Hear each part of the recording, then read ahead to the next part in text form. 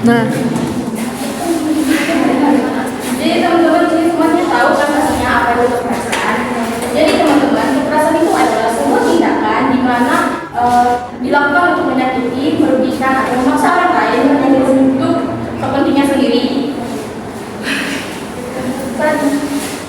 Jadi kekerasan itu adalah sebuah tindakan yang dilakukan seseorang untuk menyakiti, memaksa ataupun merugikan orang lain, baik secara fisik maupun verbal. Pada dasarnya jenis dari kekerasan itu ada banyak, tapi sih kami cuma ambil dua karena di lingkup mahasiswa. Di sini kami mengambil kekerasan fisik dan kekerasan verbal. Yang pertama adalah kekerasan fisik. Kekerasan fisik adalah sebuah tindakan yang dilakukan untuk menyakiti ataupun melukai seseorang secara langsung. Kekerasan fisik itu dapat dilakukan dengan tangan kosong ataupun benda-benda tertentu, mungkin ada benda tajam ataupun benda tumpul yang dapat melukai seseorang. Contoh dari kekerasan fisik sendiri itu ada mendorong, menampar, menjabrak rambut, menendang ataupun melukai seseorang menggunakan benda-benda tertentu. Yang kedua itu ada kekerasan verbal, adalah sebuah tindakan di mana seseorang menyerang atau menyakiti menggunakan kata-kata, biasa itu kata-kata hinaan, ejekan, ancaman ataupun lainnya. Kekerasan verbal itu biasanya tidak meninggalkan luka fisik, tapi meninggalkan melukai perasaan dan juga mental seseorang. Biasanya kayak mengejek, menghina, mengancam, membentak dengan ancaman dan lainnya. Mengapa kekerasan tidak terjadi? Kapan, di mana? Itu akan dijelaskan oleh kawan saya. Sebenarnya itu kenapa sih kira-kira kalian tahu nggak mengapa kekerasan fisik dan verbal itu bisa terjadi? Itu bisa ya berarti pertama itu dari pola asuh atau lingkungan perkembangan, bisa berupa keluarga yang berbalik ataupun keluarga yang sering memperlakukan anaknya itu secara keras ataupun pertemanan yang kurang baik. Terus dari lingkungan yang kurang baik itu bisa membuat hidup seseorang itu jadi tertekan seperti stres, cemas, dan berujung mengakibatkan masalah psikologis yang berarti seorang itu emosinya yang tidak stabil, bisa juga mengalami gangguan-gangguan seperti ada rasa ingin menyakiti orang tersebut, sehingga dari masalah psikologis tadi, sehingga ketika ada orang dia melihat orang yang lebih baik dari dia akan merasa kurang baik juga, kayak misalnya ingin menang sendiri atau disebut dengan egois. Terus juga dari egois tadi bisa menimbulkan suatu konflik dalam suatu hubungan. Nah, jika tidak terselesaikan itu bisa menyebabkan kekerasan fisik ataupun kekerasan verbal. Nah, itu dari segi pelaku. Kalau dari segi korban itu bisa berupa korban itu merasa korban itu tergolong kayak berbeda dari yang lainnya, bisa berupa sifat ataupun perilakunya yang berbeda sehingga dia rentan menjadi kasus pembulian. Nah, saya punya cerita nih dari pas SD, yaitu saya pernah melihat kasus bully di depan saya sendiri. Nah, itu cowok itu dan juga ada satu cewek. Nah, satu cowok itu dia itu sering dijadiin babu di dalam circle-nya, sehingga di dalam satu itu dia pernah udah muak gitu sama keadaannya, jadi dia mau melawan, sehingga terus yang keras kayu itu dilempar ke dia pas lagi duduk-duduk santainya. Nah, kalau cewek itu bisa itu cuma kekerasan verbal aja, karena dia itu diejek lah, dijauhin apapun segala macam. Oke, itu saja sebaiknya akan dilakukan oleh mereka. Oke, di sini saya akan melanjutkan mengenai kapan pendidikan karakter dan nanti kekerasan diterapkan pada mahasiswa. Ini sebenarnya pendidikan karakter dan anti kekerasan itu diterapkan pada mahasiswa itu menggunakan satu metode, yaitu menggunakan metode kontinu ataupun diterapkannya secara berkelanjutan. Jadi tidak bisa hanya dilakukan pada satu tentu saja. Nah, begitu untuk kampanye sendiri itu secara berkelanjutan. Kenapa? Karena untuk berkelanjutan sendiri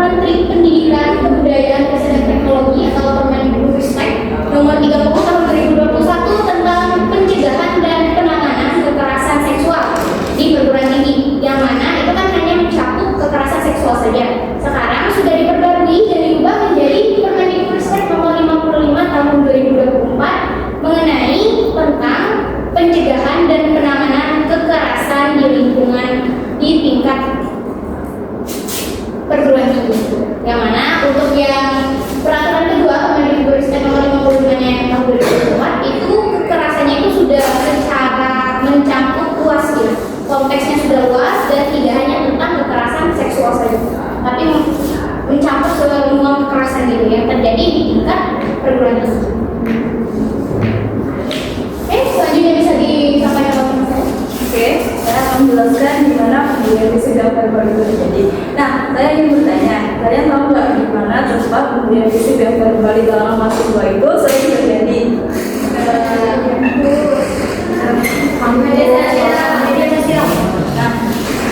Bisa juga di area kampus seperti di kantin, di ruang kelas, di parkir, di kamar mandi, di sudut-sudut kampus yang sepi. Nah, bahkan asrama atau tempat tinggal mahasiswa pun sering terjadi pemberian fisik dan verbal itu di kalangan mahasiswa tersebut. Nah, bentuk pemberian fisik itu seperti bentuk pemberian fisik itu seperti si pelaku membuli korban yang tidak mempunyai kekuatan untuk membalas perbuatan perilaku si pelaku tersebut. Nah, kalau pemberian verbal itu contoh mengejek keluarga teman kita yang kedengarannya tuh asing gitu, seperti encik. Nah, selain itu kegiatan akademis ataupun non akademis itu sering terjadi tempat pemberian fisik dan verbal seperti UKM, Ormawa, ospek dan yang tidak itu rumah sakit pendidikan yang terjadi kegiatan profesi. Saya tahu nggak mengapa alasan tersebut sering terjadi pemberian fisik dan verbal? Karena adanya perbedaan kekuasaan ataupun sering perbedaan posisi antara senior dan junior. Dan mana senior itu menyalahgunakan posisinya tersebut untuk memperlakukan senior-seniornya dengan tidak baik dengan alasan melatih mental ataupun melatih mental ataupun tradisi kampus itu. Seperti contohnya saya dulu tuh eskul, saya nggak mau menyebutkan eskulnya ya.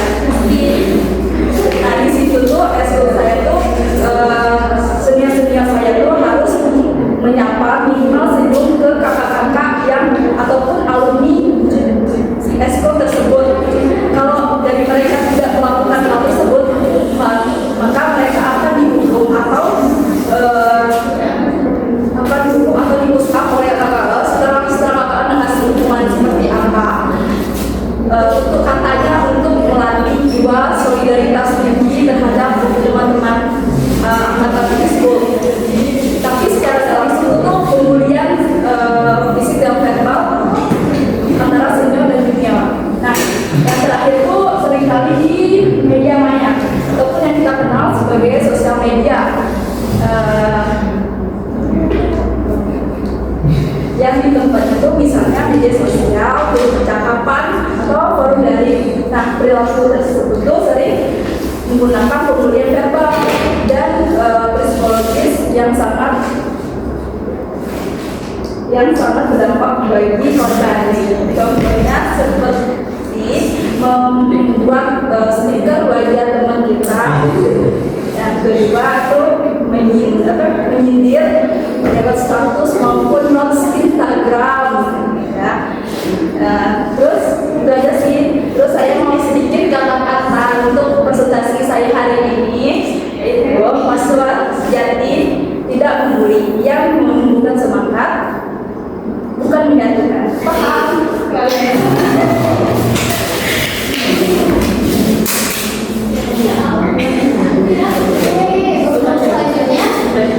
Silakan. Baiklah, di sini saya akan menjelaskan tentang siapa yang menjadi sasaran dalam kasus kekerasan di mahasiswa.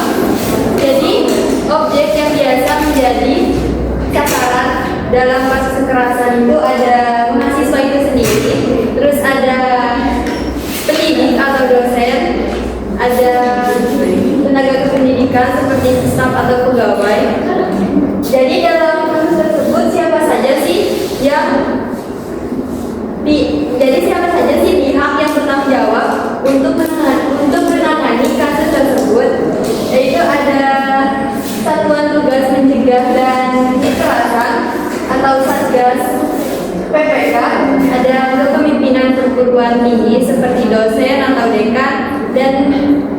ada kepolisian atau penegakan hukum. Nah, seperti kasus di PPT kami, ada yang tahu, ada yang kenal dengan Timothy Anugrah Saputra? Ya, dia merupakan salah satu mahasiswa Udayana yang bunuh diri karena kuliah. Jadi dia diduga bunuh diri dengan melompat dari lantai 4 gedung FISIP. Dan dia meninggal pada 15 Oktober 2025. Nah, setelah kepergian Timothy masih ada kekerasan verbal yang dia dapatkan dari para mahasiswa lainnya. Ya, itu saja.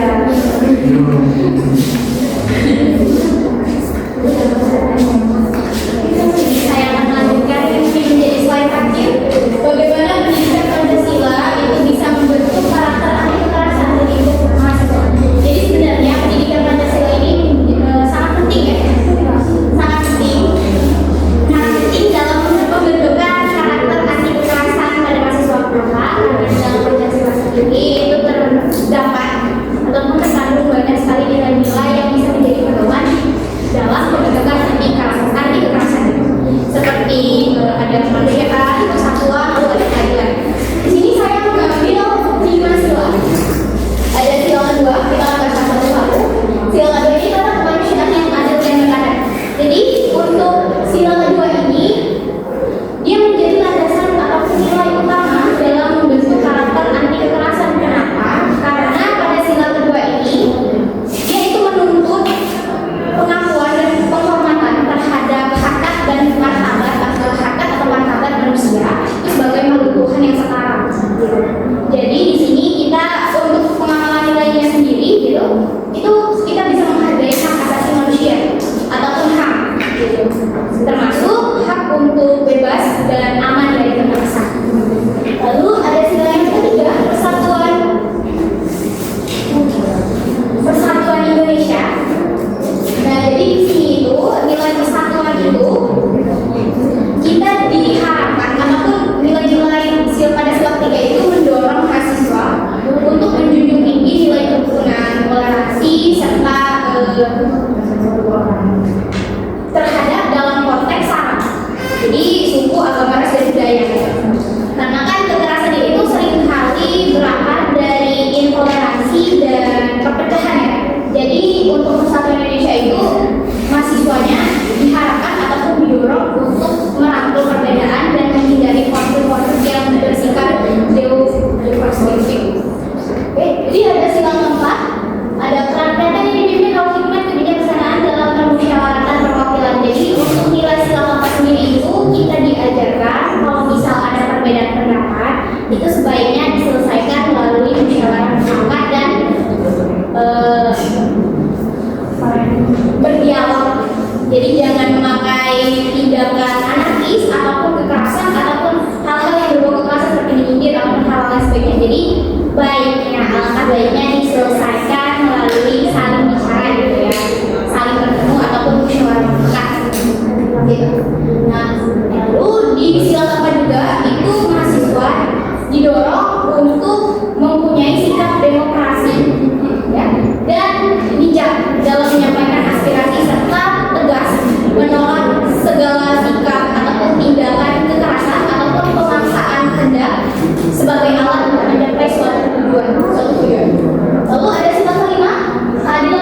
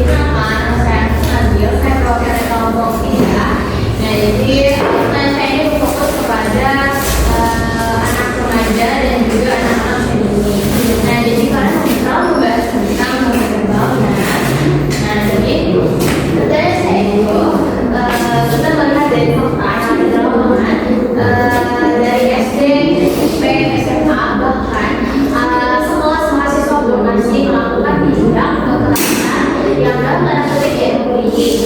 Nah, jadi apakah pendidikan itu rekamnya dari SD, SMP, SMA dan bahkan mahasiswa juga itu gagal untuk membentuk karakter mereka itu menjadi orang yang peduli terhadap manusia lainnya. Yang mana hal ini kan bertentangan sekali dengan Pancasila, yaitu sila kedua yang memanusiakan manusia lainnya. Nah terus bahkan sekarang pun di lingkungan adalah di lingkungan wilayah tertentu gitu, bahkan ada wilayah yang kayak lingkungannya itu tempat kayak banyak terjadi kekerasan gitu kan, ada lah ya pasti kekerasan ataupun kayak mengajarkan kayak lebih ke lingkungan yang keras banget gitu kan, banyak di sana itu kayak komplotan kayak preman atau sebagainya lah. Nah itu kan sangat Baik, ini teman-teman semua, ini kami akan menjawab pertanyaan dari beberapa teman kita yang menjawab. Itu yang pertama ada dari kelompok 1, dia bertanya apakah dari hukuman-hukuman yang ada gitu ya, apakah sudah memberikan efek jerah atau malah dulu gitu ya. Oke, dari yang kami ketahui untuk efek hukuman sendiri, hukuman ataupun vonis untuk kasus kekerasan verbal dari disiplin untuk kekerasan fisik itu dia maksimal penjara ya, maksimal itu dengan hukuman yang berat, maksudnya sudah dalam kategori berat ya, kekerasan fisiknya itu maksimal 9 tahun penjara. Oke. Nah untuk kekerasan verbal maksimalnya 4 tahun dengan denda 750 juta. Jadi kalau misal kita realistisnya apakah berat, hukumnya saya bisa bilang berat itu 9 juta itu 9 tahun itu belum termasuk dendanya gitu, denda uangnya gitu. Nah tapi kenapa kok masih banyak lagi, kenapa gak jelas-jelas gitu ya, masih banyak gitu. Mungkin kan untuk kekerasan verbal dan fisik ini, kalau kita mungkin ke verbal dulu ya, kalau kekerasan verbal ini kan kita realistis saja gitu kan. Mungkin sebagian dari kita ada yang pernah melakukan kekerasan verbal, tapi tidak sengaja gitu. Jadi maksudnya tuh kekerasan verbal itu kadang terjadi karena ketidaksengajaan. Maksud kita ingin bercanda, tapi ditanggapi orang lain dengan serius gitu. Jadinya itu lukai hatinya gitu kan. Nah jadi kalau misalnya kekerasan fisik, ya itu kekerasan fisik nggak bisa dikatakan terjadi secara tidak sengaja gitu ya, pasti sengaja lah kalau misal bermaksud sengaja gitu kan. Kalau misal perkataan itu kan kadang kita bermaksudnya tidak menyinggung gitu ya, ataupun tidak mengatai gitu, kita kan bermaksudnya bercanda. Tapi kadang pihak yang menerima itu merasa dia tersinggir gitu kan, ataupun merasa gitu kan ya, kok dia ngatain aku gitu kan. Jadi sekali lagi kalau misal untuk kekerasan verbal itu dia lebih ke emosional ya, bukan ke fisik.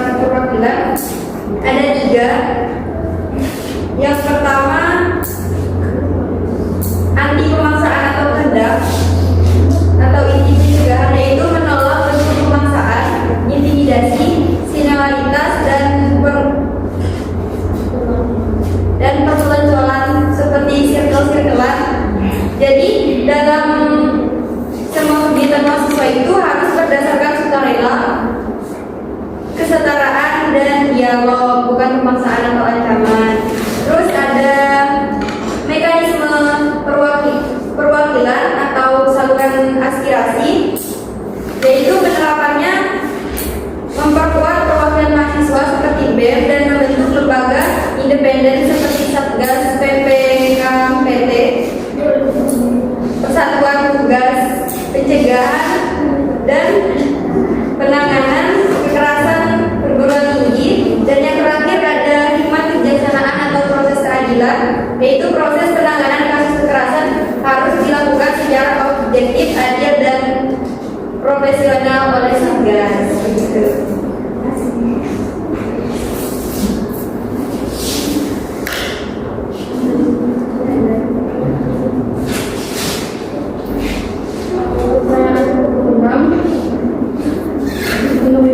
Dari dakwah itu apa saja dampak dalam masa panjang dari deklarasi verbal dan apa cara penulisannya.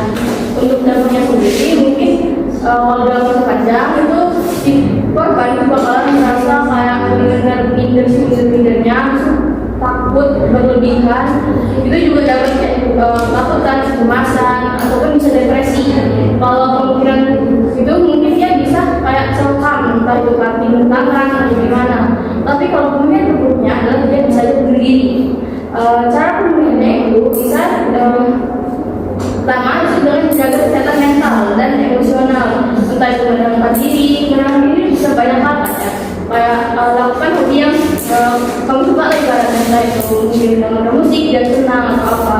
Habis itu boleh diceritakan kepada orang yang terpercaya, misalnya kayak orang tua, guru atau apa, untuk mungkin meringankan sedikit lah beban di dalam diri kan. Habis itu jaga-jaga dari pelakunya, bagaimanapun jadi menghindari hal yang dapat memicu hal tersebut terjadi lagi.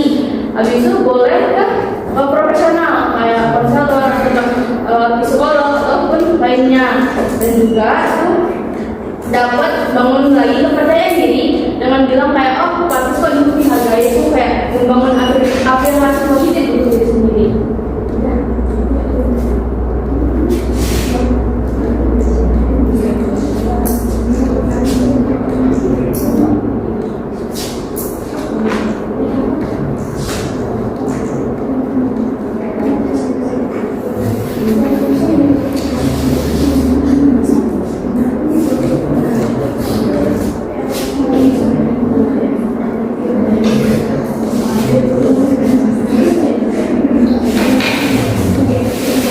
Baik, selanjutnya saya akan menjawab pertanyaan dari kelompok 3 yang tersisa.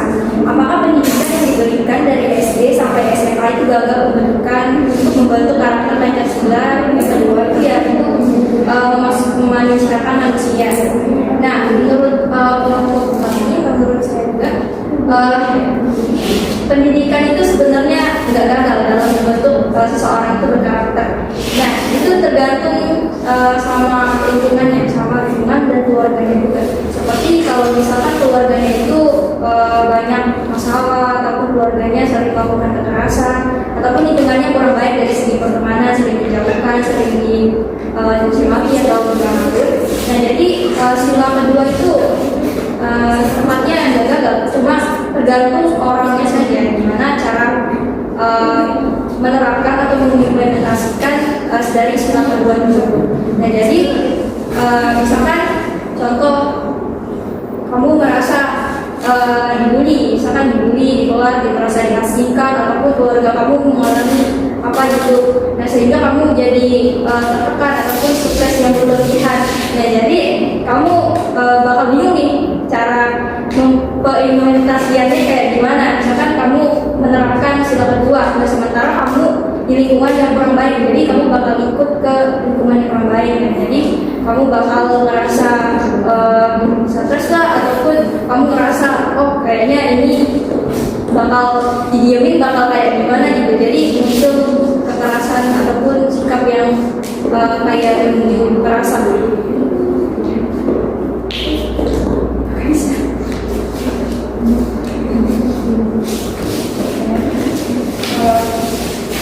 Disclaimer teman-teman, saya di sini atas penyebutan nama seseorang tersebut. Saya tidak bermaksud seperti yang maksudnya seperti itu, dan saya hanya spontan saja dan tidak ada skrip di dalam presentasi kami pagi hari ini.